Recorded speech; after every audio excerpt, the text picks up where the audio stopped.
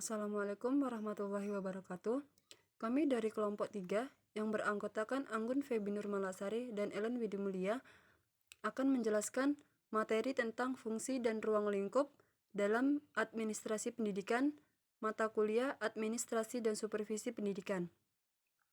Baiklah, langsung saja saya akan menjelaskan tentang fungsi-fungsi dalam administrasi pendidikan. Dalam fungsi administrasi pendidikan, yang pertama terdapat perencanaan atau planning. Perencanaan ini dibagi menjadi dua. Yang pertama, konsep perencanaan. Saud dan Makmun 2007 menyatakan bahwa dalam proses perencanaan terdapat beberapa butir penting yang perlu dijadikan pegangan dalam menyusun suatu rencana. Yang kedua, ada proses perencanaan. Proses perencanaan merupakan suatu siklus dan melalui siklus tersebut, suatu perencanaan bisa dievaluasi sejak awal persiapan sampai pelaksanaan dan penyelesaian proses perencanaan. Yang kedua, ada pengorganisasian atau organizing. Pengorganisasian juga dibagi menjadi dua. Yang pertama, konsep pengorganisasian. Konsep dasar pengorganisasian diantaranya terbagi menjadi: yang pertama, proses manajerial yang dilakukan pimpinan organisasi dalam mengatur anggota.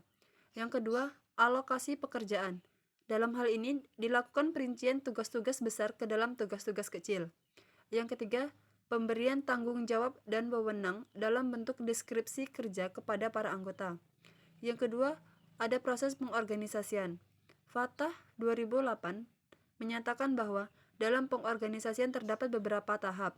Di antaranya adalah pemerincian pekerjaan, pembagian kerja, penyatuan pekerjaan, koordinasi pekerjaan, dan monitoring dalam reorganisasi. Yang ketiga ada koordinasi atau coordination. Koordinasi dibagi menjadi dua juga. Yang pertama ada konsep dasar pengkoordinasian.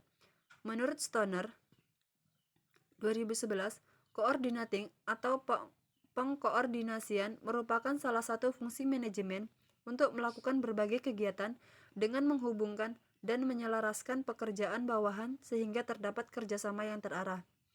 Kemudian ada proses pengkoordinasian. Itu terbagi menjadi beberapa bagian. Yang pertama, menyusun hierarki organisasi yang jelas dan sederhana. Yang kedua, menentukan kebijakan dan deskripsi unit kerja yang jelas. Yang ketiga, memilih koordinator dari masing-masing unit. Yang keempat, menyusun jadwal pertemuan rutin. Yang kelima, mengadakan monitoring dan evaluasi. Baiklah, penjelasan selanjutnya akan dilanjutkan oleh rekan saya. Baiklah, saya akan melanjutkan materi yang telah disampaikan oleh rekan saya tadi.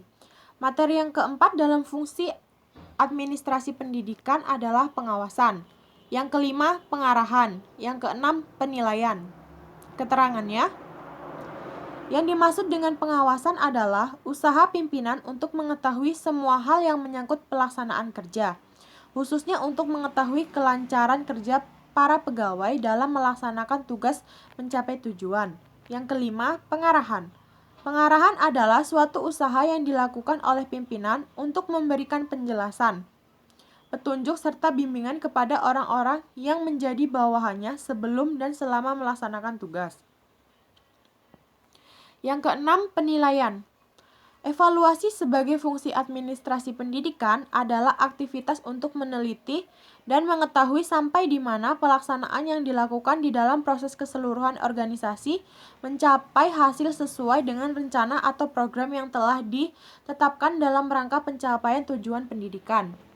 Materi yang selanjutnya adalah ruang lingkup dalam administrasi pendidikan. Yang pertama, administrasi kesiswaan. Yang kedua, administrasi kurikulum. Yang ketiga, administrasi personalia pendidikan.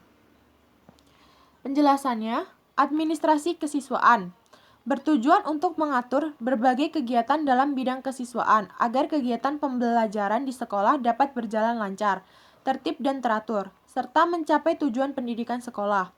Yang kedua, kurikulum adalah seperangkat rencana dan pengaturan mengenai tujuan, isi, dan bahan pelajaran serta cara yang digunakan sebagai pedoman penyelenggaraan kegiatan pembelajaran untuk mencapai tujuan pendidikan tertentu.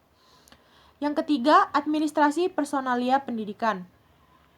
Administrasi personalia merupakan seluruh proses kegiatan yang direncanakan dan diusahakan secara sengaja dan sungguh-sungguh serta pembinaan secara kontinu para pegawai di sekolah. Demikianlah penjelasan dari kelompok kami. Apabila ada yang kurang jelas bisa ditanyakan di dalam diskusi. Sekian dari kelompok kami. Wabillahi taufiq wal hidayah. Wassalamualaikum warahmatullahi wabarakatuh.